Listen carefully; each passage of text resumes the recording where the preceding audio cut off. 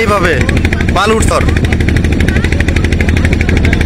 এ বিষয়ে আবহাওয়াবিদ বা যারা কুড়িগ্রামের ব্রহ্মপুত্র নদের বালুচরে হঠাৎ ভয়ঙ্কর সাইক্লোনের সৃষ্টি হয়েছে। চরের মাটি উড়ে আকাশের মেঘের সঙ্গে মিশে যায়, এতে জনমনে আতঙ্কের সৃষ্টি হয়। বৃহস্পতিবার বিকেলের দিকে ঘটে এই ঘটনা। সাইক্লোনে বালু ও মাটি উপরে চলে যাওয়ার পর সেখানে গর্তের সৃষ্টি হয়।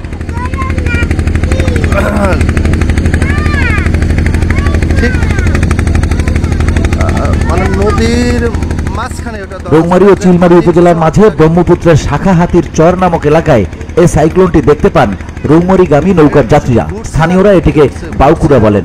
শাখাহাতির চরের বাসিন্দা মোহাম্মদ নূর আমিন বলেন, চরে মাঝে মধ্যে ছোট ছোট বাউকুড়া দেখা যায়, তবে এত বড় বাউকুড়া গত 5 বছরে দেখিনি।